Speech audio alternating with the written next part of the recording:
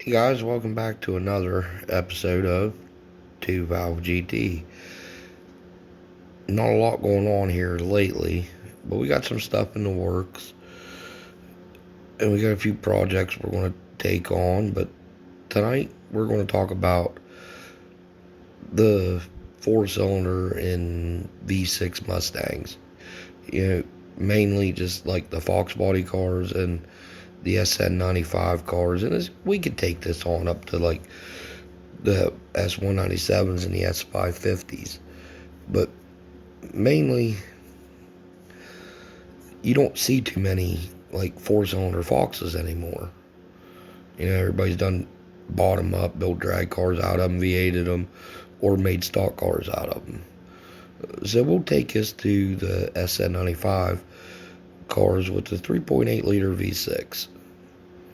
Now I see on like every Facebook page and even on some of the forums, guys just trash talking other guys and bashing them because they bought a V6 car. They said, for what you gave for that, you could have bought a GT. Well, yeah, they could have. But, maybe that's not what they wanted. You know, I drove a V6 5-speed Mustang for a good while. I beat it back and forth to work. I was, yeah, ideally it wasn't what I wanted. I wanted a GT, but at the time, I needed a car and I bought that cheap. So I drove it with pride. Hell, I drove an 88 Ford Festiva with pride one time. And I'm here to tell you, that little car, it had 4-speed in it. That little car would do hellacious burnouts. And then when you tack that thing up, I swear to God, that thing was turning 10,000 RPM. It sounded like a damn crotch rocket. And rip second gear in it, that thing would light them up again. But anyway, let's get off that. We're getting off topic here. But the V6 Mustangs, four-cylinder Mustangs, dude, there's nothing wrong with them. If that's what you want, you know, have at it.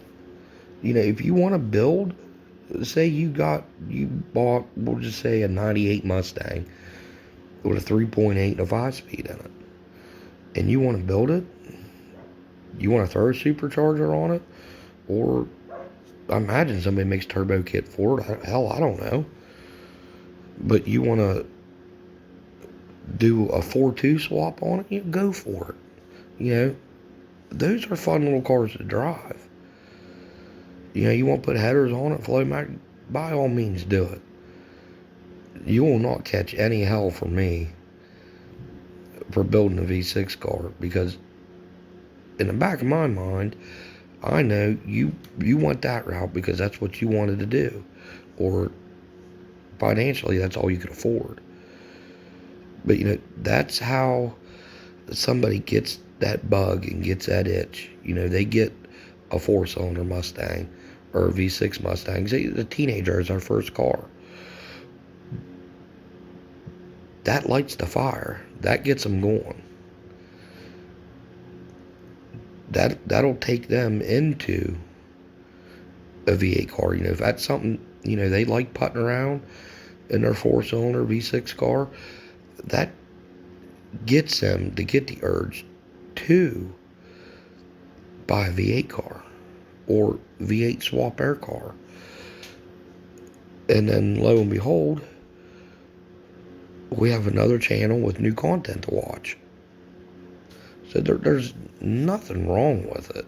I mean, I was on Facebook tonight, and I'm not going to go out and say the page that was on there, but this kid, I'm assuming he was just a young kid, got on there.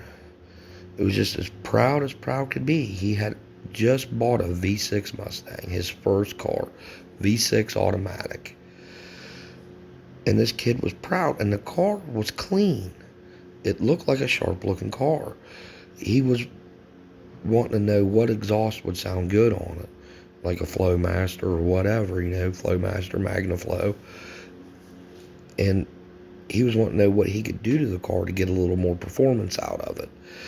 And when I'm talking grown-ass men were on there giving this kid a hell of a time because he bought a Mustang.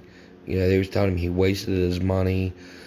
He has no business being behind the wheel of a Mustang if he's wanting to build a V6 car. My car was a V6 car. Brand new, it was a V6 car. I bought it, wrecked, V8'd it. I'm just as happy as can be with it. And you want to know the funny part?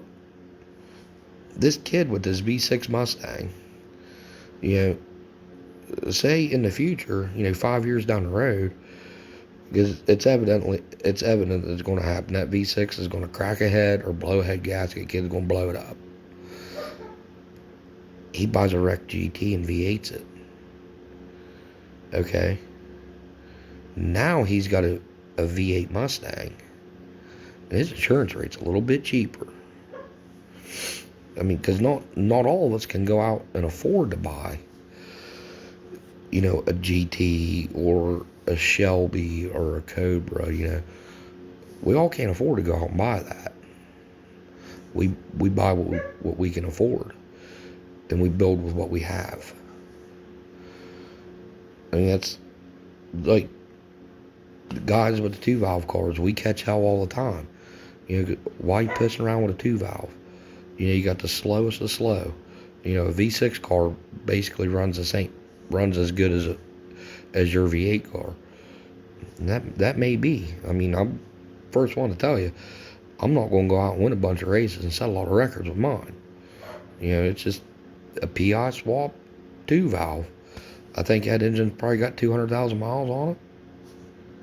It don't smoke, it don't use oil, it don't make noise, other than the exhaust. I have fun with it. I'm proud of it. I don't, you've got your 700 horsepower Shelby that's got 8 turbos and, you can talk to men on the moon with it. Well, I'm happy for you, bud. But don't give me shit because my car ain't as fast as yours. Just like that kid on Facebook. Don't give him shit because he bought a V6 Mustang because that's what he could afford.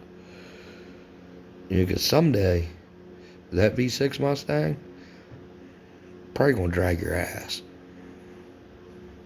I think they call that karma, I think. But anyway, that's really all I wanted to get into on it.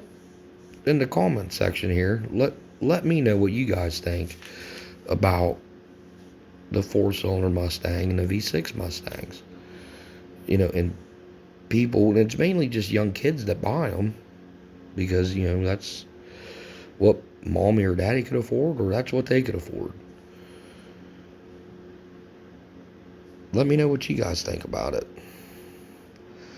That's all. I'm just going to wrap this one up tonight. Just a little short one for you. Just mainly just wanted to bitch to somebody about it. But anyway, y'all have a nice night and keep it real.